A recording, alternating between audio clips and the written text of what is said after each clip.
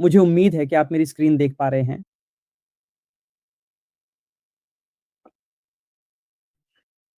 तो सबसे पहले आप सभी का इस लाइव में शामिल होने के लिए धन्यवाद। और जैसा कि मैंने बताया, आज का एजेंडा ये रहेगा कि एसएपी के किसी भी मॉड्यूल को सीखने के 2 अलग-अलग तरीके कौन-से हैं। यहाँ मैं किसी विशेष मॉड्यूल की बात नहीं कर रहा हूँ। ये पूरी तरह से सामान्य सुझाव है। मैं आप सभी के साथ ये सुझाव साझा करना चाहता था कि आप अपनी उपलब्धता, अपनी ताकत और अपनी योजना के अनुसार इसे प्लान कर सकते हैं और आगे बढ़ सकते हैं। और जब बात आती है अगर ये एसएपी, एमएम या डब्ल्यूएम है या कंटेंट के हिसाब से, तो आप मुझे ईमेल भेज सकते हैं। और अगर मेंटर्स की बात करें तो जैसे एमएम, डब्ल्यूएम और निश्चित रूप से ईडब्ल्यूएम भी। तो हमारे पास हमारे पुराने ऐसे छात्र हैं जिन्हें पहले से ही 6 साल, 7 साल, 8 साल का अनुभव है, ताकि मैं इन क्षेत्रों में से किसी के साथ आपको रेफ़र कर सकूँ और बाकी आप सामान्य रूप से देख सकते हैं। लेकिन यहाँ मैं आपको सीखने के 2 अलग-अलग तरीके बताना चाहता हूँ और आप चुन सकते हैं कि आपके लिए कौन-सा तरीका सबसे अच्छा है। चाहे आप फ्रेशर हों या आपके पास पहले से 5 या 6 साल का अनुभव हो और आप कोई नया मॉड्यूल सीखना चाहते हो, ये सभी के लिए लागू होगा। ठीक है, तो मुझे उम्मीद है कि आप सभी मेरी स्क्रीन देख पा रहे हैं और मैं भी स्क्रीन चेक कर लेता हूँ सब कुछ।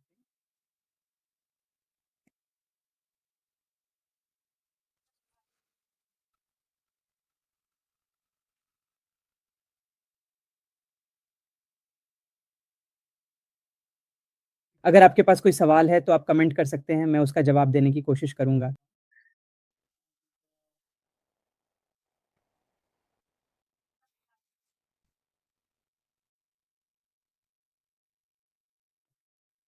हाँ, मुझे उम्मीद है कि आप सभी देख पा रहे हैं और मैं भी देख सकता हूँ। अगर आपके पास कोई सवाल है तो आप कमेंट कर सकते हैं, मैं जवाब देने की कोशिश करूँगा।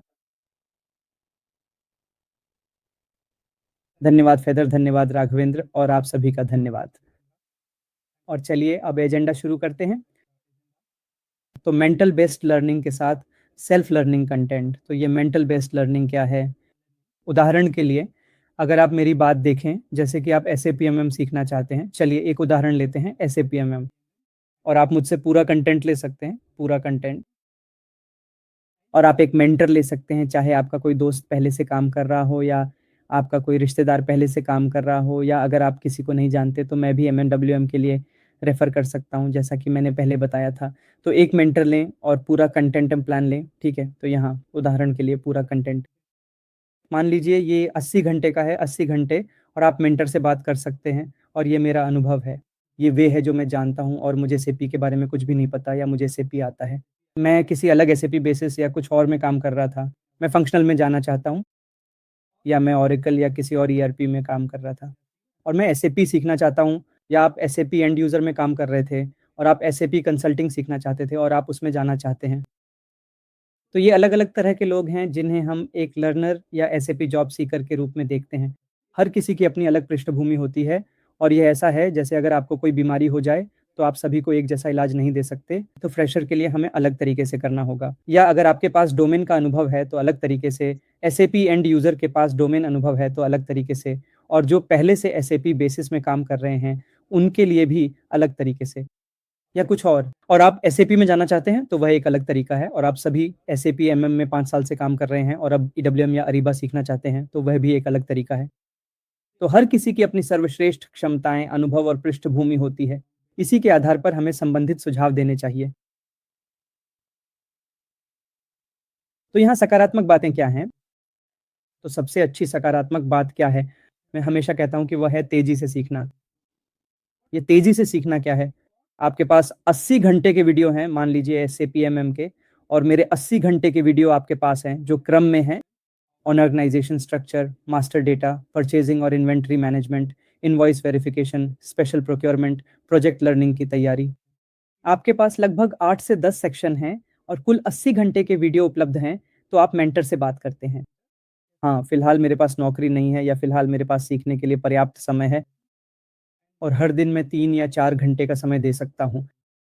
कैसे योजना बनाएँ? ठीक है। इस हफ्ते ऑनर्ग स्ट्रक्चर और मास्टर डेटा लें, सर्वर लें और रोज़ प्रैक्टिस शुरू करें। 2 घंटे वीडियो के साथ बिताएँ और 1 से डेढ़ घंटा सिस्टम के साथ। अगले हफ्ते के लिए एक लक्ष्य तय करें। आप अपने मेंटर से मिलें। आपने क्या सीखा? कोई भी सवाल जो आपके पास है या आपके डेमो सिस्टम में कोई भी त्रुटि जो आप प्रैक्टिस कर रहे हैं, उन्हें अपने मेंटर के साथ मिलकर ठीक करें। एक 1.5 घंटा आप मिल सकते हैं और फिर अगले हफ्ते दूसरा सिलेबस। तो आप हर चीज़ पूरी कर सकते हैं। हर हफ्ते अगर आप उदाहरण के लिए 2 घंटे देते हैं, चलिए 5 दिन लेते हैं, तो हफ्ते में 10 घंटे आप कोर्स पूरा कर लेंगे। और आपके पास सबसे अच्छा कंटेंट भी है, क्योंकि जब आप कंटेंट चुन रहे हैं, है ना?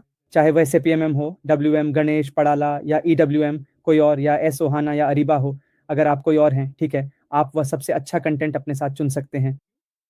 तो आप बेहतर उदाहरण और व्याख्या सीख रहे हैं और साथ ही मेंटर भी आपको बताएँगे कि कैसे तैयारी करनी है।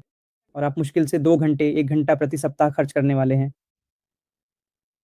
तो ये जल्दी सीखने वाला होगा। और दूसरा, सबसे अच्छा कंटेंट उपलब्ध होगा, जैसा कि मैंने बताया कि आपके पास सबसे अच्छा कंटेंट है। आपने पहले ही पता कर लिया है एमएम में कौन सबसे अच्छा है या टॉप 3 या टॉप 2 जो भी हो। आप इस एकत्रीकरण को देने जा रहे हैं और कंटेंट ले रहे हैं, तो अच्छा कंटेंट उपलब्ध है, जो क्रम में है और सही तरीके से व्यवस्थित है और व्याख्या भी अच्छी है। व्यावसायिक उदाहरणों के साथ सिर्फ एसएपी नहीं। तो ये इसका लाभ है और निवेश भी कम है, बिल्कुल। जब आप कंटेंट लेते हैं बिना किसी व्यक्ति की भागीदारी के, है ना?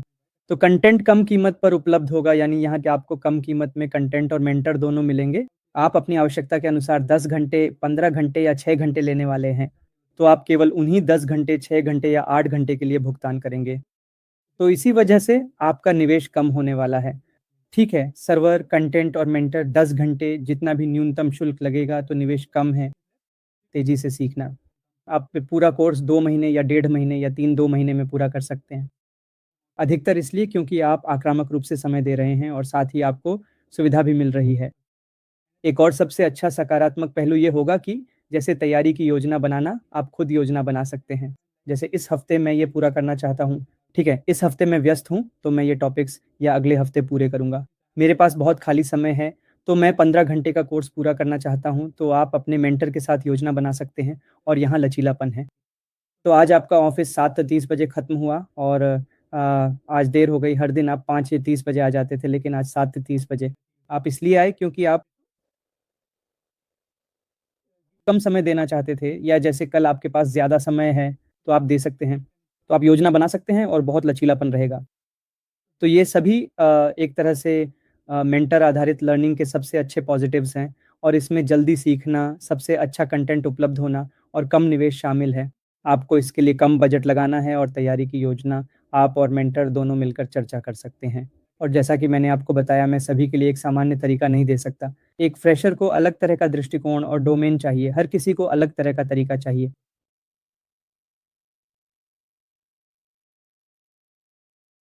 नकारात्मक बातें क्या हैं? मैं नकारात्मक बातें कैसे बेच सकता हूँ? हम इसे फ़ायदे और नुकसान कहते हैं, तो नुकसान क्या है? जैसे यहाँ आपको खुद से प्रेरित रहना ज़रूरी है। 80 घंटे का लक्ष्य आपके सामने है, आपने पहले ही सर्वर ले लिया है, डेमो सर्वर और मेंटर आपके साथ हैं, लेकिन आपको तैयारी के लिए खुद से प्रेरित रहना होगा। देखिए, असली आत्म प्रेरणा की ज़रूरत होती है, किसी भी तरह की तैयारी में, लेकिन यहाँ आपको और ज़्यादा चाहिए, क्योंकि 80 घंटे या 100 घंटे का कोर्स पूरा करने के लिए आप मेंटर के साथ केवल 15 घंटे या 10 घंटे ही इंटरैक्ट करते हैं। इसलिए आपको बहुत ज़्यादा प्रेरणा की ज़रूरत होती है कि आप लैपटॉप खोलें, वीडियो देखें, प्रैक्टिस करें, सीखें और अपने खुद के नोट्स लिखें।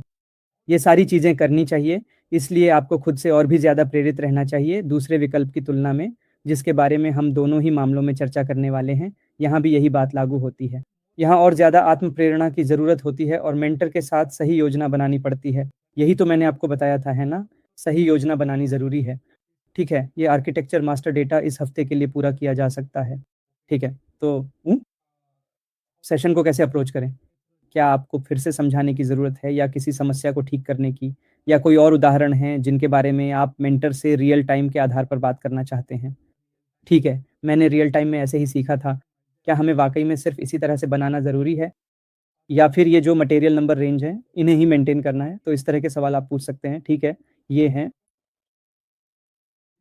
पहले, सिर्फ़ मेंटर आधारित लर्निंग, सेल्फ लर्निंग कंटेंट के साथ और उनके लिए उपयुक्त है जो वर्किंग प्रोफ़ेशनल्स हैं, फुल टाइम काम कर रहे हैं और वे अपना करियर बदलना चाहते हैं या फुल टाइम काम कर रहे हैं।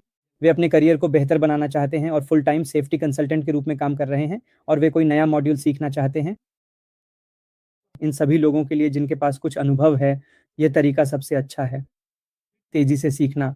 आप ये कोर्स 2 महीनों में पूरा कर सकते हैं या उससे भी कम समय में कोर्स के अंत तक। और जैसा कि मैंने बताया, अगर आप ज़्यादा समय देंगे तो आप जल्दी सीख सकते हैं और इसमें निवेश भी बहुत कम है, आपको इसके लिए ज़्यादा खर्च नहीं करना पड़ेगा और कंटेंट आपके पास उपलब्ध है, तो रात के 10 बजे। अगर आपको सीखने में रुचि है तो 2 घंटे बैठिए, सीखिए, कभी भी आप अपनी पूरी सुविधा और आराम के अनुसार सीख सकते हैं, इसमें बहुत ज़्यादा लचीलापन है। ठीक है, तो दूसरा तरीका क्या है? तो क्या किसी को इस पहले तरीके के बारे में कोई सवाल है? हम वहाँ जाने से पहले मैं आपकी टिप्पणियाँ देख रहा हूँ, ताकि मैं अगले 5 मिनट में कोशिश कर सकूँ। हम इस समय में सवालों के जवाब देने के लिए समय बिताने वाले हैं। क्या इस मानसिक आधारित लर्निंग के बारे में कोई सवाल है? जैसा कि मैंने यहाँ बताया, मैं किसी विशेष मॉड्यूल की बात नहीं कर रहा हूँ।